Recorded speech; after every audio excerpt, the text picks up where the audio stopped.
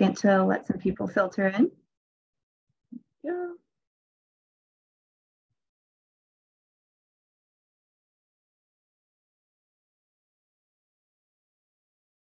All right, so welcome everybody. First, I would like to share that ASL interpretation and CART are being provided for this panel. So please click the CC in your menu to view the captions, or I will also post a link in the chat to view those in a separate window. If you need assistance with any of that, please just send me a message in the chat. I'm also going to ask that folks, if you're not on our panel or an ASL interpreter, if you could turn your camera off, that just allows the interpreter to be a little bit bigger and easier to see. Thank you for that. All right, so I'll start off by introducing our panel moderator, Allan Motenko. Allan is the director of the Office of Diversity and Equal Opportunity at the Massachusetts Department of Revenue. He's also the former Deputy Director of MOD and continues to be a great source of wisdom for us. So thank you, Allan, and take it away. Thank you. Thank you, Lilia, and good morning to everybody who's here. It's great to see some friends in the audience. I want to start by thanking Lilia and the team at MOD and the cross-secretariat team that helped plan the event all the events this week, and certainly want to welcome all of the participants to the event. So I'm pleased to be able to moderate this really, I think, what will be an interesting conversation. Rather than introducing or giving a bio on each of the panelists, the first question I'm going to ask them is a bit to tell us a bit about themselves, to introduce themselves, talk about where they work, what they do, how long they've been there, and then just a very brief kind of summary of their role. Because they're all great, I'm not going to go in any particular order, but I will ask Thelma Williams to lead us off, please. Thanks, Allan. Good morning, everyone. And I want to say thank you to Mary Mahone McCauley and her team at MOD, Allan, for having me here today with this distinguished group of individuals. I work at MCB. I am the Chief of Staff. I've been the Chief of Staff since November of last year. Prior to that position, I was the Regional Director for the Northeast area at MCB for about 14 years. I just made 15 years with MCB about 2 weeks ago. I worked for the state about 25 years ago, and I left, and I'm here again. So in my role as Chief of Staff, I act as an assistant and advisor to the commissioner. That's about it for now. Thank you, Allan. That's a great welcome. Thank you, Thelma. Next, we'll go to, is it Moneesha? Moneesha, please. Hi, thank you, Allan. Hi, everyone. I am Moneesha. I use she, hers pronouns, and I am the DEI manager and ADA coordinator for DCR at EEA. Sorry, those are all super weird acronyms. So DCR is the Department of Conservation and Recreation, and that falls under EEA Secretariat Environmental Affairs, Energy and Environmental Affairs. And this is actually my 7th month. So it hasn't been that long, very new. And very interestingly, my previous supervisor, Ellen Gabovich, is here today. Big shout out to her. I worked with her last year through a position at CDC, and that was my introduction to the Commonwealth. So I am very new compared to so many experienced people here. And a little bit about the work that my position oversees is really a lot of the DEI everyday issues, internal, external, a lot of ADA, and making sure reasonable accommodations are being overseen correctly for employees, and sitting in on panels for interviews, and really just any DEI work, if you can think. And we're also doing a lunch and learn. If some of you have gotten the invite, and if I see you there, that's also what we're doing this week. Thank you again.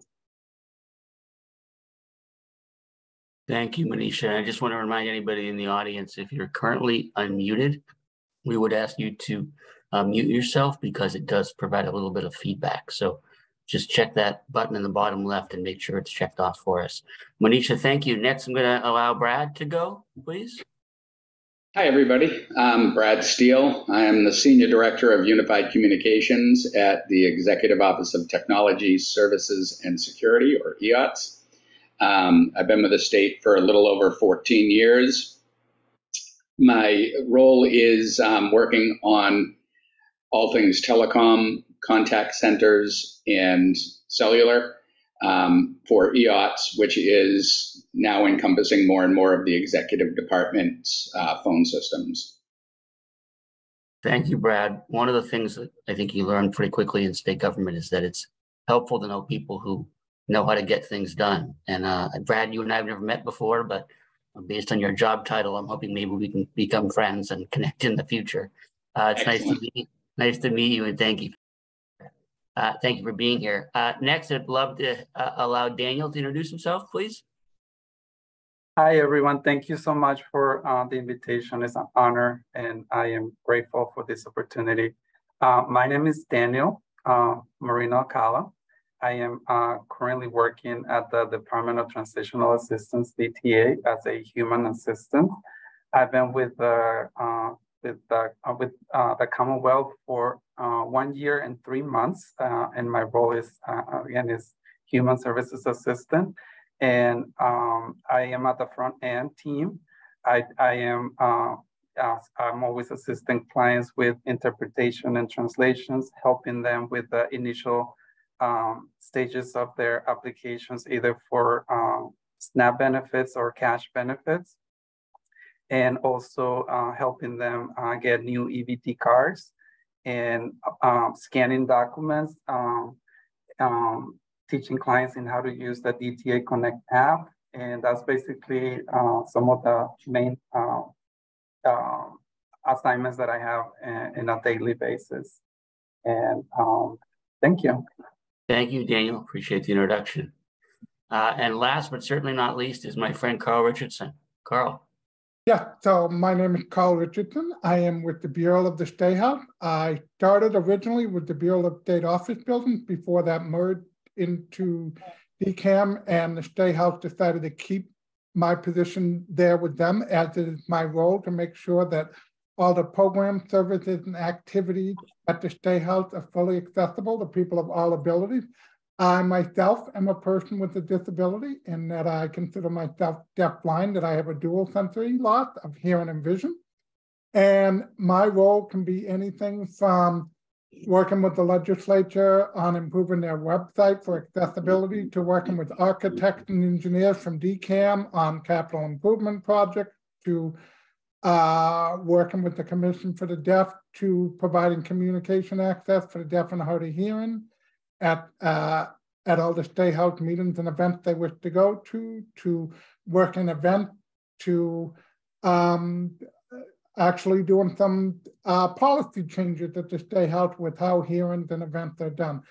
So it's just basically trying to make the people's building truly the people's building, including those with people with disabilities. And I have been with the Commonwealth for 16 years now. Thank you, Carl. So now that we've introduced all the panelists and given you a bit of information about their background, I want to move on to talk about sort of what their interest is in public service. And so, Carl, we'll stay with you. And the question is specifically this: what was your motivation for choosing a career in public service that you've indicated has gone on about 16 years? Frankly, I needed a job. I had most recently, before this job, I was doing marketing for a large PBS station, WGBH. I was doing marketing for them, and I did marketing for the Media Access Group. So I learned a lot about access technology and making programs and services accessible to people with disabilities. And I had been out of work for a little bit of time for me, and I've always got interviews. But when I got into the interviews, I think people saw me with my guide dog, my hearing aid, and people were asking me questions not relevant to my job skills, but like, how are you going to get to work? We're not accessible by public transportation. Are you going to be able to look at the proposal? They weren't concentrating on whether or not I could do the job and what I could but they were concentrating on more on my disability. So I started networking, doing informational interviews, and somebody pointed out to me that all the state agencies have an ADA coordinator. And so I networked with an ADA coordinator for MRC at the time, and she pointed out this job because I had some accessible technology components and thought I would be perfect for it. And the chance to make a difference in the lives for people with disabilities while also working for the Commonwealth appealed to me. So it was a combination of things. It was that the Commonwealth was more receptive to hiring with people with disabilities, but it was also the right fit for me at the right time. Thank you, Carl. And we will come back to the issue of how people perceive individuals with disabilities in the interview process. So thank you for sort of priming that as a topic of future conversation. Let's go to Daniel next. Daniel, again, the question is, what was your motivation for choosing a career in public service? I always been passionate about helping people.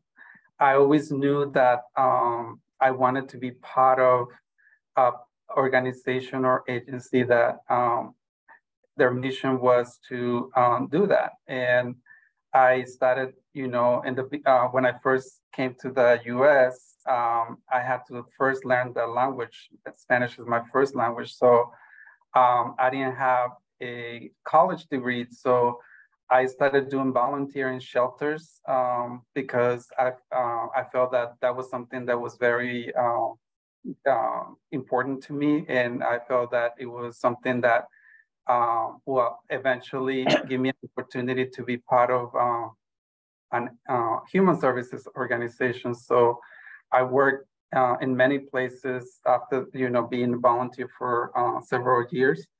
And I always wanted to work for the Commonwealth. And it wasn't until a little bit over 2 years ago that I, for some time, was unable to work due to my disability. So I reached out to MRC, and they were guiding me and providing me a lot of great information that I started, saying, I want to work for DTA because it's always been my dream to work for DTA. And with the information, the resources, and all the tools that it would provided to me, I started looking at positions at DTA, and I came across the human service assistant position, which was ideal for what I was looking for.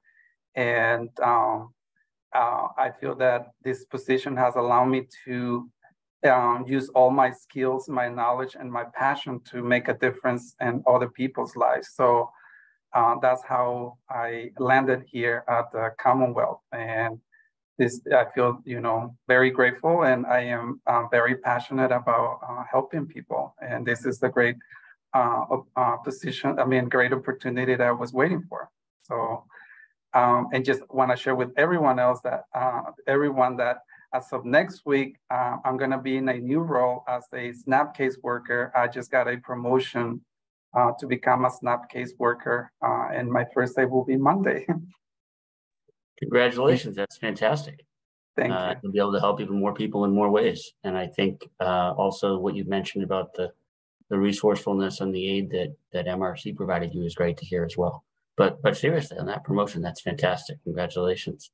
Thank you. Congratulations, Daniel. I just did want to speak to our role here at MRC. Daniel did come through the Disability Employment Project program that we at MRC run with HR and MCB. He was one of our first presenters.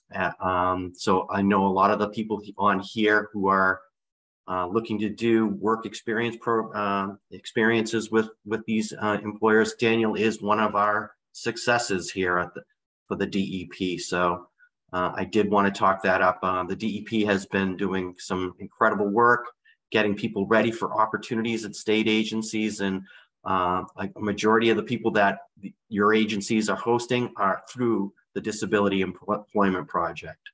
So just wanted to. Yeah, no, thank you for that. And the rate Daniel's going, that might be the first commissioner to graduate from that project. So let's hope so. But no, thank you for that input and that feedback. I do appreciate it. Brad, let's come to you next. What was your motivation for choosing a career in public service and sticking with it? Well, sticking with it is probably more important. Much like Carl, I was at a point, I was working in the private sector and was at a point where I needed to find a new job. And I happened to get contacted by my predecessor at the state, who was one of my customers at the time, letting me know that she was leaving. And I said, oh, are they going to backfill your job? And yeah, no, here I am. But once I got to the state, I will tell you, I had that jaded view of state workers that you hear about, but once I got working for the state, I realized that it was really a remarkable group of people within our organization in particular, and I'm sure across the state, who make the Commonwealth of Massachusetts function and make the Commonwealth of Massachusetts function for everybody.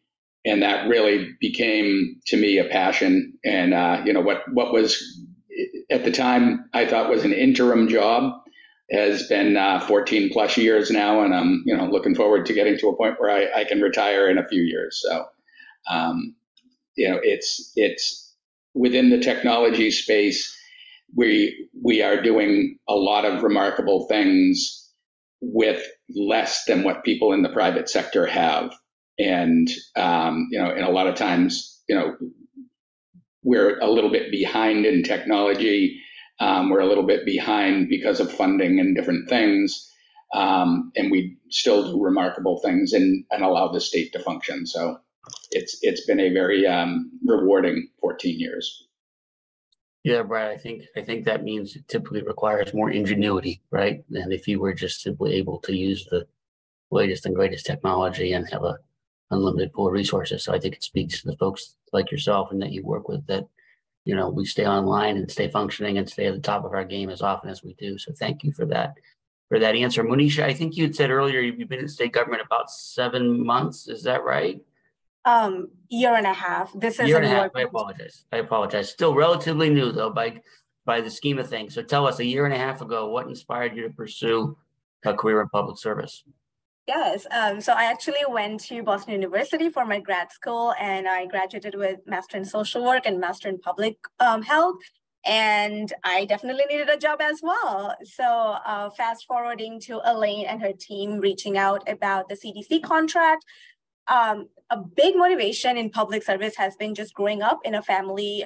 My parents are immigrants, so am I. So as a child of immigrants, my mom, who's also a woman with disabilities, and just navigating the public sector and especially healthcare, understanding how to really just branch into all these different rules and norms based on where you're located, and working with her, I was her English person support, so that was a main introduction to our public system, and realizing how difficult it is, even as a person speaking English, and then having so much privilege like I did, it was quite a difficult system to go through, and that really just brought me to my public health degree, social work degree, and I continue to be in the public service because there's just so much improvement to be made. And as Allan and so many of you mentioned earlier, that the lack of funding, the lack of so much that we want to do that we're not able to do, but just being in this group where we're all so dedicated and so passionate in doing what we can with what little we have, that continues helping me be here, even though it's challenging. And again, 1.5 years is just so little compared to all the experienced people here, but hopefully just learning from everyone else how we can continue providing services to the public while being in the public service profession and navigating the systems together. Thank you, Moneesha. So Thelma, you went from a regional director to the corporate headquarters, as it were. What originally motivated your interest in public service, and what's sustained it over this time? So I'll have to say, as Carl and some others said, money, needed a job. I started relatively young. I think I was 25, 26 when I started as a state worker. I was a manager. didn't have any experience at all, but was happy for the opportunity that led me to where I am now. I've always been a person who has always acted as an advocate for individuals with all disabilities. I've worked at the career centers as one of the first program navigators in the state of Massachusetts. And I think that's where my real desire and dedication and commitment came from. Just enjoy helping people, still do. I kind of miss that in the role as chief of staff now. I don't really have that direct contact that I had initially, that I've had all my career. But that's basically what led me. Need for a job. Prior to coming to the Commission for the Blind, I was working at the Career Center under a 5-year federal grant, which was about to end. And I needed to find a job desperately. And after 20 years of being out of the state system, I came back to the state. And here I am now, and very happy. And as Moneesha mentioned earlier, and I hope I pronounced your name correctly, I'm just honored to work with such dedicated professionals who really get a bad rap, but I'll go into that later. I won't get ahead of myself, but really enjoy working with people who are so dedicated and advocating for people, particularly with disabilities. Thank you, Thelma. So, one of the things I think we say in the Commonwealth is that our goal for our diversity and equal opportunity efforts statewide is to ensure that we allow people to bring their whole selves to work, right?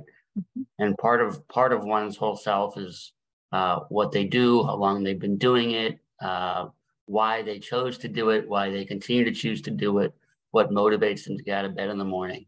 And then you get into, as we will here in a moment, okay, well, how does one's disability affect that?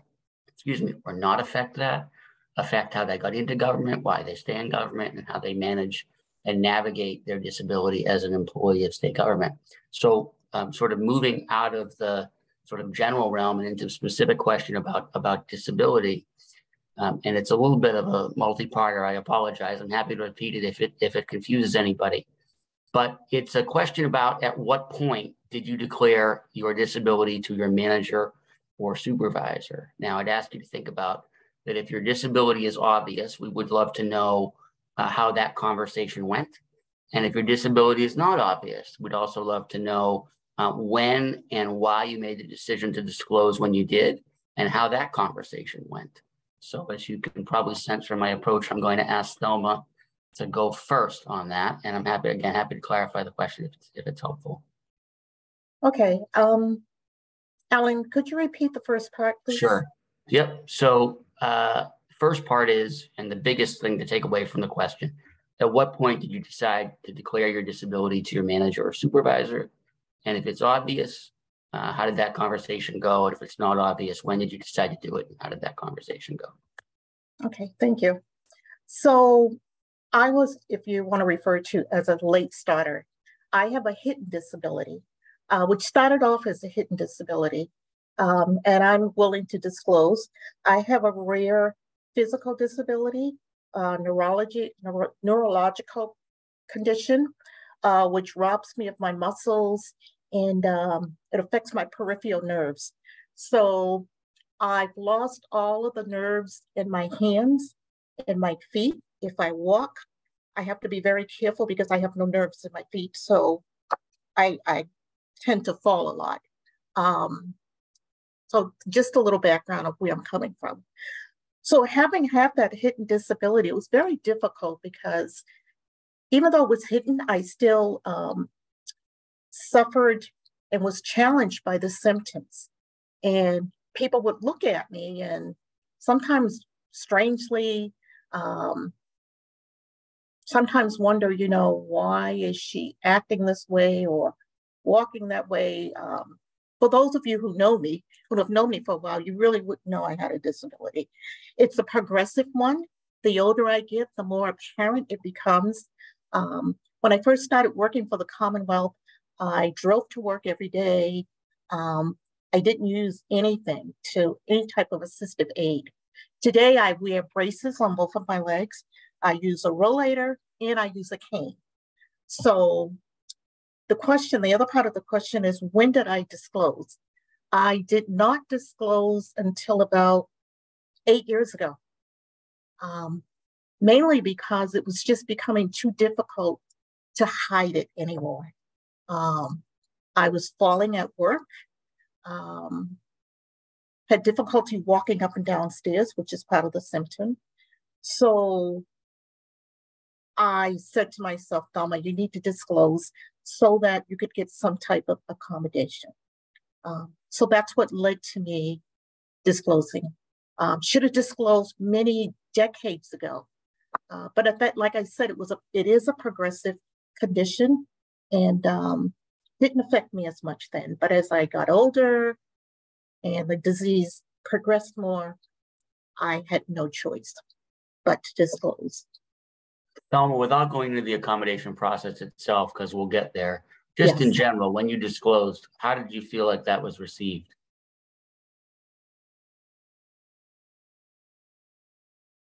I would say relatively well. And I know I'll get into it later, but yeah, I think it was received well. That's a summary I'm pleased to hear versus something in the alternative. So we'll talk a bit more about that in a moment. Sure. Thank you for sharing, Thelma. Moneesha, so the question again is, at what point did you disclose your disability, essentially, and how did that conversation go? And how did you disclose, when did you disclose, and how did that conversation go?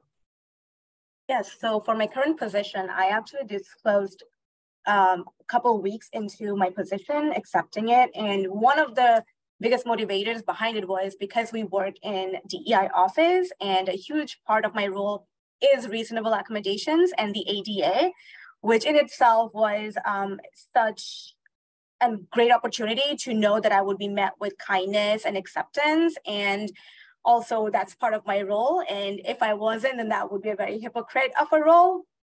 I did not include my disability status when I applied because I wasn't sure how that would be met. Now being on the other side, I know it's confidential. So that part is a huge relief. And then when I did let my manager know my disability, which is invisible, and the days look very different based on what's being triggered, what's not being triggered, and all of that. She was incredibly understanding, and we worked together on the reasonable accommodation that you mentioned. We'll come back to. Great, thank you. Yes, I'm glad to hear that as well. Brad, let's go to you next. When did you disclose, and how did it go? So I'm actually going to kind of answer the middle question first. Is your disability obvious? And unfortunately, it was not obvious to me, but I think that it probably was to other people. I have hearing loss. It has progressed with age. It has gotten worse. And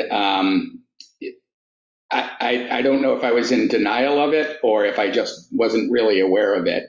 How I discovered this actually had to do with my manager at the time, and this was about 8 years ago. My manager, super nice guy, but he was a person who, when he spoke very softly and would also tail off at the end of sentences. And I was in meetings with him very frequently and consistently found myself saying, "I'm sorry, excuse me, could you repeat yourself? I'm sorry," you know. And he actually, I will tell you, he made my life so much better, because when I noticed myself doing that, I then proceeded to kind of look around my life and talk to my wife, and I talked to other people, and my wife in particular was like, "Yep, you do that all the time. You're constantly asking me to repeat myself." So I went and got checked, and sure enough, I have a distinct hearing loss. Press 1. For the retail store, press 2. For sales, press 3. So we'll just remind somebody that they're currently not on mute, and we can hear their potentially online or telephonic shopping. We hope that you get the product you're looking for while multitasking and hearing us out. Sorry, Brad, go ahead. No problem. So, so I was able to get, hearing aids and it's made a vast improvement in my life and my quality of living. And again, I have to thank my manager for that. Now, I have not disclosed, in any formal fashion about my disability. I, at this point, do not require any accommodations. My hearing aids that I've gotten, have made it, so that I can continue to do my work without any additional accommodations. But it has made me very much aware of some of the accommodations that we need to provide for other people as a Commonwealth worker. And in my position, I do have a lot of, in particular, over hearing impairments. I have a lot of ability to sway certain decisions and certain, procurements and things like that. And it has really made me more cognizant of that. The fact that we're on a Zoom meeting right now is not a coincidence, that we're not on Teams or WebEx. And it's not a coincidence because of the accessibility options that Zoom offers. So, and that's part of the work that I'm doing. Yeah, I imagine as somebody in charge of the telephonic operations for EOTSS, your perspective as someone with hearing loss is pretty valuable to that discussion. And I also think you're unique in that you started with what was probably an invisible disability, but now I would assume if you and I were together in the same room, I would probably be able to see your hearing aids, at least to some degree. And so to some degree, it may be visible, right? You'd be surprised when I tip the ear down and show it to people, how many people who are in the same room with me never noticed. Interesting. Okay.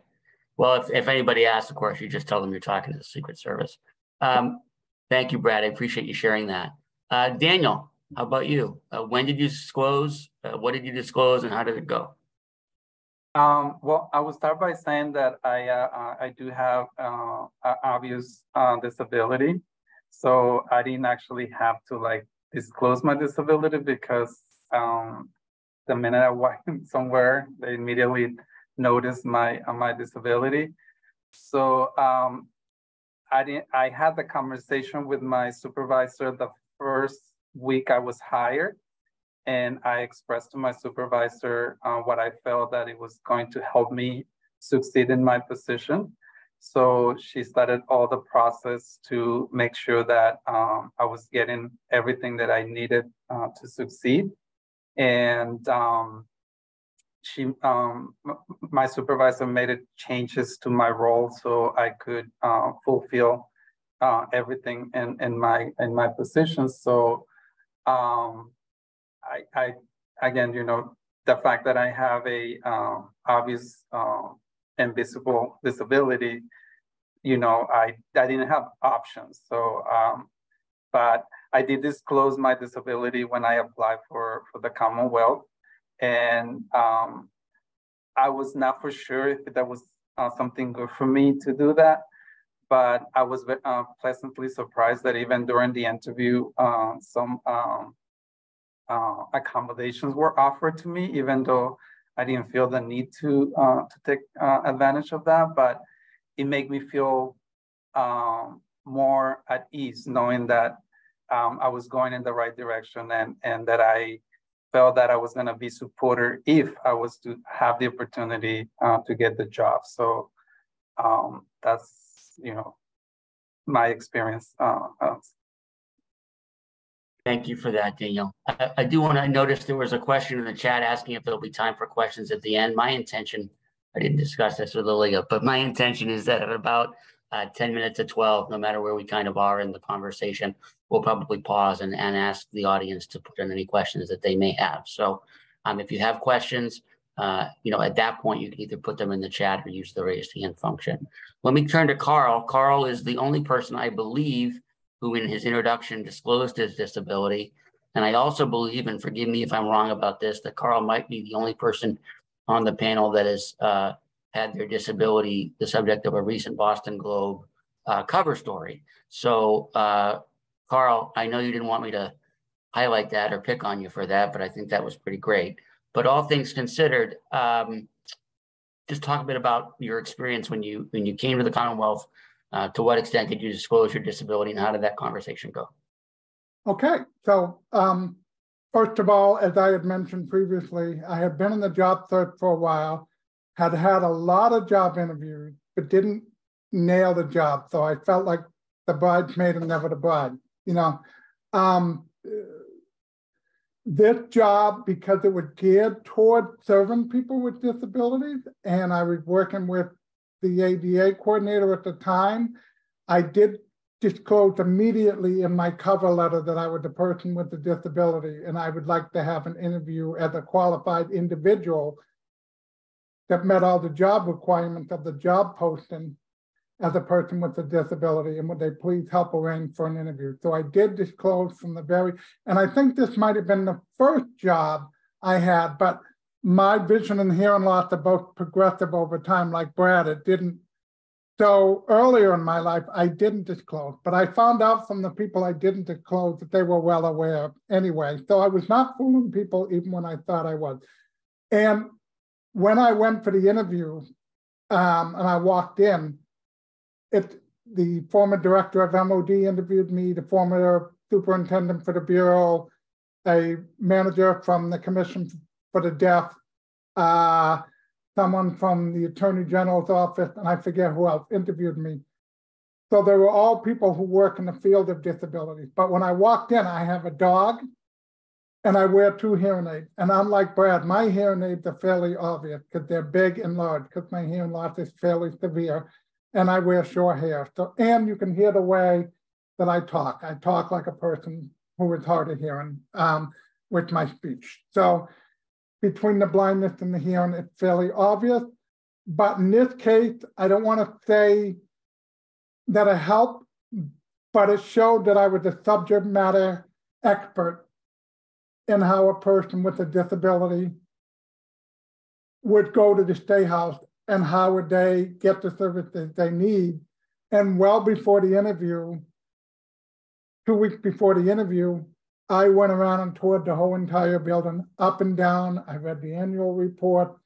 I spoke to some legislative staff and said one of the issues were. I read the lawsuit. So I not only did the research to show that I knew and understood what the job was about, but then I approached it saying, well, if I came into the building and needed this, this is how I was doing it. So I used it to my advantage. But having said that, disclosure is a very personal issue. I'm not sure if I had a hearing disability, such as Thelma, or even an intellectual disability, or if I were on the spectrum, that I would always disclose. So it is a personal choice that each individual has to make.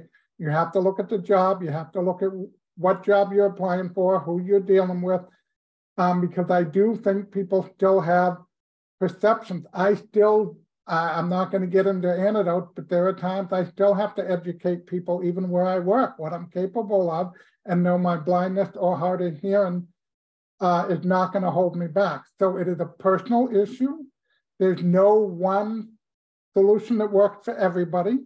You heard on this panel some of us who disclose and some of us who don't. I will say it is easier for me now in my life because I'm fully have accepted my place as a person with a disability in a dual sensory loss, and I'm not fooling anybody. And to be honest, it's a lot less tension filled now that I'm not trying. So that, and for the most part, because of the nature of my job position, people were cool with me disclosing, and I think in this case, it worked to my benefit. Thank you, Carl. For the next question, I'm going to jump around just a little bit because everybody sort of indicated they're in different places with this question. But Thelma, if you could lead us off, you briefly gone into before, the process you went through to get a reasonable accommodation.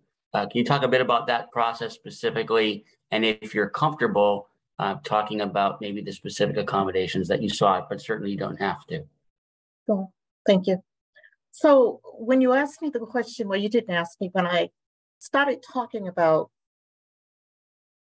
this question a little earlier, I was a little hesitant. So I'm going to explain now why I was hesitant.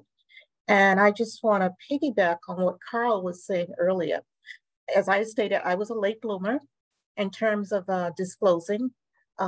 I freely disclosed during my conversation earlier because I'm at another place in my life. A few years ago, year and a half ago, because I hadn't disclosed, I wasn't wearing the leg braces. I was falling a lot. I fell in a mall in traffic, and it was like an eye opener. People were jumping out, coming to help me. I stopped all traffic, and I said to myself, Thelma, enough with the vanity. You could have been hit by a truck, a car. It's time to stop and accept your disability. And that's when I went out and got the braces. So going back to your question, I have two examples. One is, as I stated before, I've lost all nerves in my hands. So it's hard for me to feel things. And maybe about 6-7 years ago, we meeting managers were all given, not iPhones, cell phones. And some of you may remember the Blackberries and how tiny the buttons were. Well, for me, that was incredibly hard to use. And for a while, I kind of faked it, like I could use it without problems. And it got to a point where I wasn't able to do my job effectively as a manager using a cell phone. And I requested an accommodation to get an iPhone. I hesitated because there was a little bit of resistance there. Because iPhones weren't, I won't say they weren't popular, but employers were not giving them to us as freely as they are now. But I eventually got it. It didn't take a long time. So that was one form of accommodation that I requested. It was relatively easy to get it. Another one that I have not requested yet, and I don't know if there's anything that can be done about it. As I stated, I walk with leg braces and a walker. As a manager, I'm expected to go to different places, even to the State House. I cannot walk up there. I mean, I could, but it would be an incredible challenge. I wish that there was some type of transportation that would be provided to me to go to the different meetings that I need to go. I know there's the ride, but many of you know about the ride. The meeting would be over by the time I got the ride, picked me up to get to the meeting. I know there's Uber and there's Lyft. Unfortunately, Uber and Lyft does not work for everybody, particularly folks with certain disabilities. I'm able to get into Lyft and Uber. However, as some of you may know, they don't always come to the right spot. They have the address, but sometimes they're half a block up the street, or they're across the street, or they're maybe 6 or 8 inches away from the curb. That means I have to pick up the rollator, balance myself, put it on the street, and then get in. A lot of them don't bother to get out to help you. They'll look at you, ask if you're the individual, pop the button, and just sit there as you struggle to get in. I work at the Commission for the Blind. I see some of my coworkers who go out to get Uber or Lyft, and I'll come out and ask, are you okay? Can I help you? Yes, I'm waiting for Uber or Lyft. I ask for the information, and lo and behold, the vehicle is sitting right in front of them. So Uber and Lyft is not always an option. So that's, I know you asked about an accommodation and how was it received. I haven't asked for that accommodation yet. Transportation to get to and from the different meetings I need to go to. But it's something I'm going to pursue soon and see what the options are. Yeah, thank you for that. I think it's useful in many respects, but not the least of which is that, you know, you're 15 plus years into your career, you're a chief of staff of an agency, and, you know, figuring out exactly what it is you need, the courage with which you want to and the tact with which you want to ask it, I think, you know, the vulnerability you demonstrated in sharing it with us sort of speaks to the challenge that it doesn't mean that it won't go very well when you do it, but there is a hesitancy to do it, right? And so by you putting yourself out on a panel like this, hopefully it makes others more comfortable to put themselves out when ultimately they figure out, well, this is really the thing I need to be successful. And I'm pretty confident that, you know, among your agency and the folks on the call at MOD and Carl at the State House, for example, I think they probably would find a solution that will work for you. But you're right, it's probably going to require a bit of a dialogue. So, but I thank you for sharing that. In a couple minutes we have left, I do want to go to Moneesha, just because I'm curious if, you know, your accommodation process to this point. How did you describe it and how did it go? Yes, I was very fortunate. Mine was rather simple because again, I work at the HR and my supervisor, Melissa Sania, she gave me the option whether if I would want to open an RA with her or her supervisor, since this is again, I guess, I believe Carl mentioned earlier, this is a very personal situation. If I didn't want my manager to know, which is the confidentiality piece that our managers or supervisors don't need to know that. And it's done through your ADA coordinator. So Melissa gave me the option whether or not I would do it with her or her supervisor. And again, I'm very fortunate to feel very supported by Melissa. So I did my process with her and it was rather simple because that is also part of my job. But before this, the RA process in the private sector is very daunting. So compared to that, this was a very smooth transition. And my invisible disability is something that can change any day, anytime given. So I do need some type of work accommodations.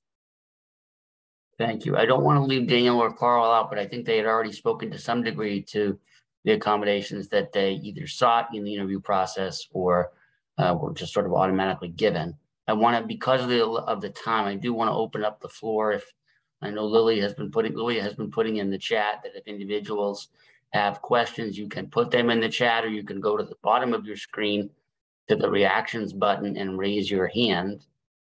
In either way, we'll be happy to receive your question. Just give folks a minute to type. Okay, so I see a question in here from Persa, and it says, I think you're all, I'll just read it for everybody. I think you're all remarkable, and thank you for sharing your stories. As someone who has both partially visible and invisible disabilities, have you ever been deterred from applying for a job due to your insecurity about how others would perceive your disability? So since I left Daniel out of the last question, maybe Daniel, you can start there. Have you ever been deterred from applying for a position because how you were worried you might be perceived? This is Carl. I'll take that real quick if you don't mind. Sure, you're gonna. Oh, we'll let you cut Daniel, and then Daniel. Oh, I didn't hear what you said. I apologize. That's okay, Carl. Go ahead. Just go ahead, and then we'll give Daniel extra time. So what did you? I'm sorry. Did you want Daniel to go first? No, go ahead. You're already going, man. Just keep it going. So in one of my previous careers, I actually worked in the film and television industry while I started going blind. And the film and television industry is an incredibly visible job, right? I mean, you're making movies and TV shows. So I would interview with producers, line producers, director, whatever you, and I could never get anywhere. So I did eventually get discouraged and I stopped applying for jobs in the industry, even though I could do things more on the business side that did not require me doing visible work that was vision related. So yes, I have had jobs where I felt that I should have applied for, that I was qualified for, but I didn't because I was worried about perception. Thank you, Carl. Daniel, have you ever had a position you were interested in, but you felt deterred by your disability? Yes.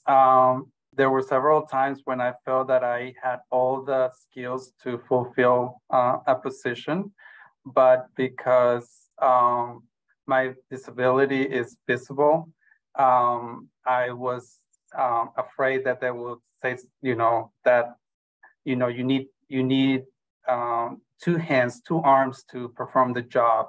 And I knew that I could do it with just one hand, but I feel that the reason behind I was feeling that way is because when I first arrived to the US, I was told at one point, we would love to hire you, but unfortunately for this position, you need to have two hands. And and I didn't know what to say, so I just left devastated because I knew that I can actually do the job. All I needed was an opportunity. So talking to friends, they told me, no, that's not right. You should speak up. So there was times when I actually went to an interview hiding my disability, literally wearing something like covering my arm, so that I would not be known for my disability. And eventually, when I was offered the position, I was like, so now what am I gonna do? So I basically remember one time when I, went for my first day, and the person that had interviewed me was like looking at me like like without knowing what to say, and I took the initiative and said, I know I'm missing an arm, but I promise you that I can do my job. I can do the job. Just give me an opportunity. And that person was like, didn't know what to say. And I remember that person saying, you know what? I'm not questioning your disability. I just need to make sure that I'm giving you everything that you need to succeed. And after that, I decided not to hide my disability because if I knew that I was capable, and I learned that it was okay for me to speak up and say, all I need is an opportunity. And sometimes, it got to the point where I didn't have to say anything or justify my disability. It just was something, like anyone else. I always applied for positions that I knew that I was capable and I had all the knowledge and the skills to fulfill. And all those bad experiences, I used them to get better, and also to accept myself, and also to show others that even if they have a disability, as long as they have the skills and they passionate, go for it. So.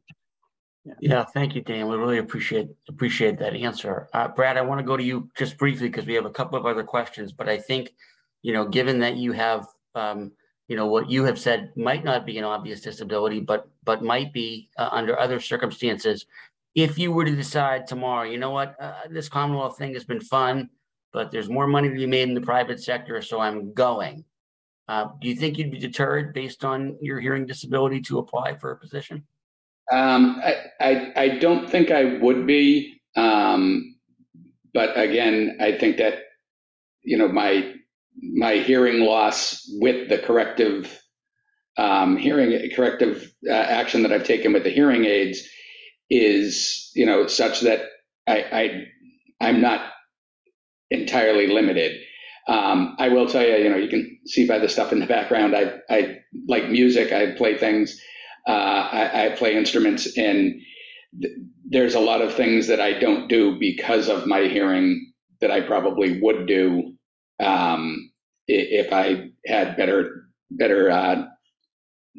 hearing ability, because of not performing and things, because I'm afraid that I'm not sounding as good as I should, or those kind of things.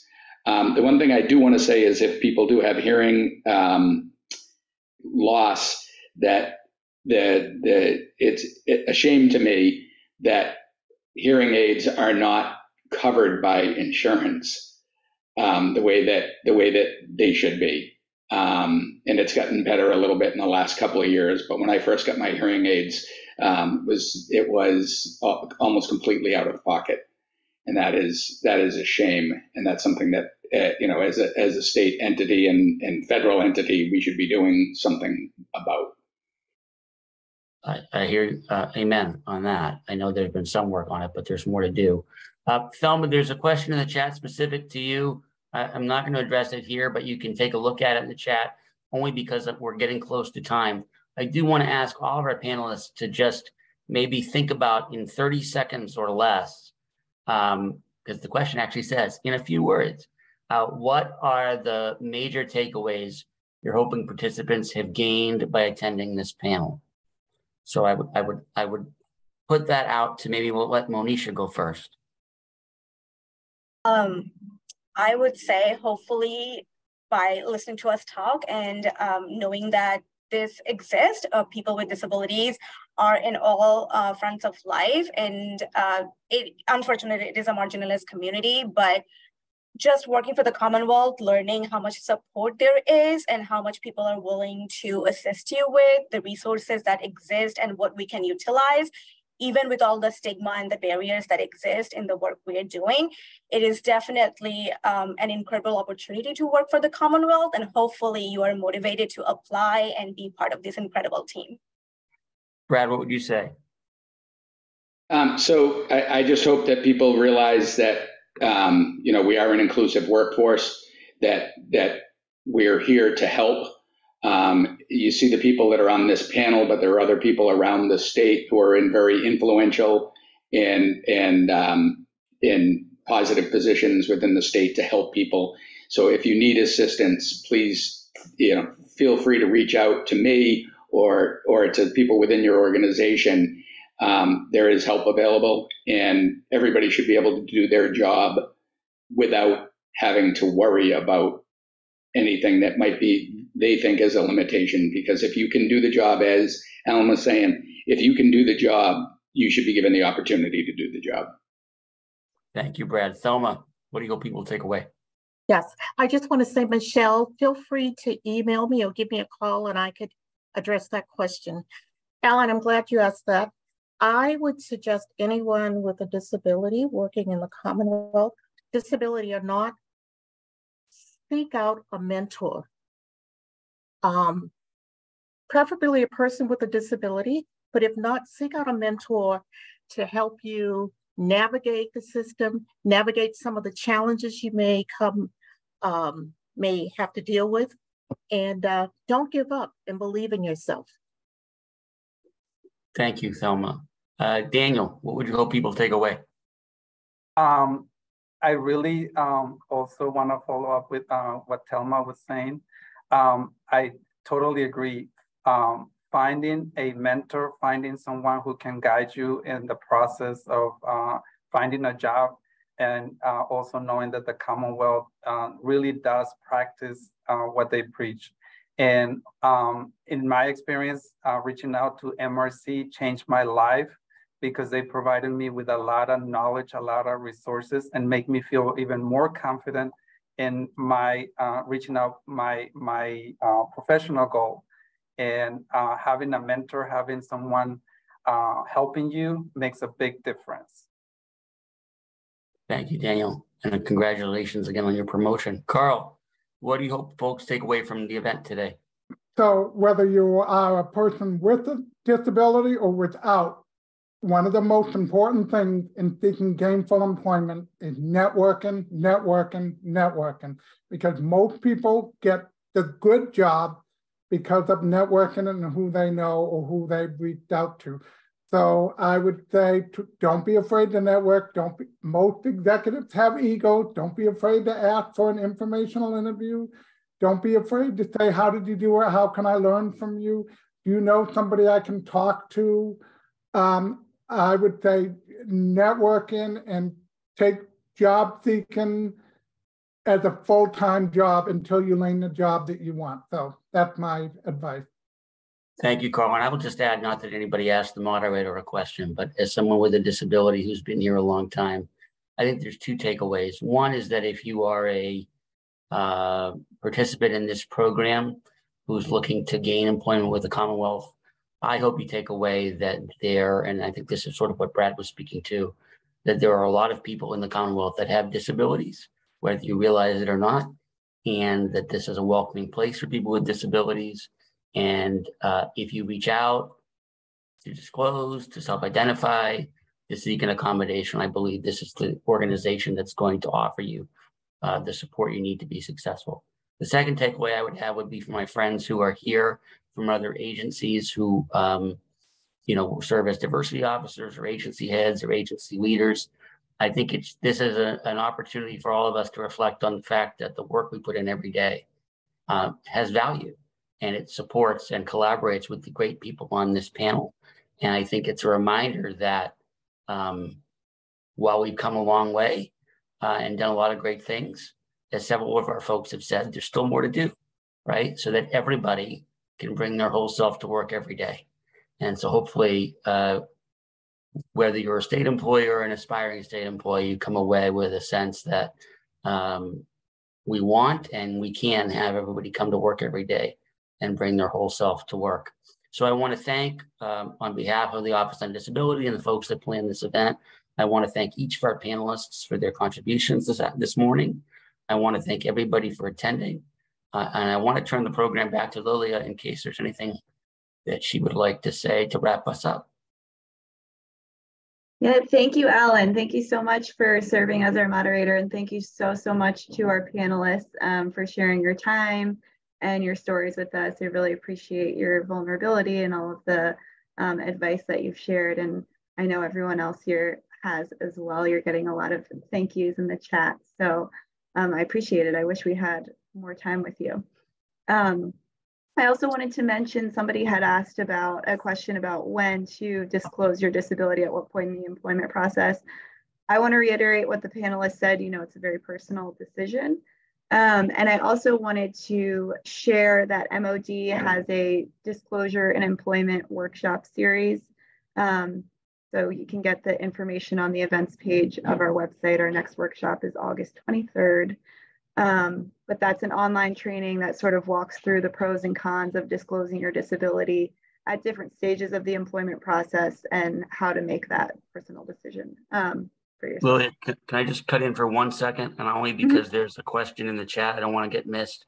And someone says, Sean asks, are we able to reach out to the specific panelists if we have more questions about their work?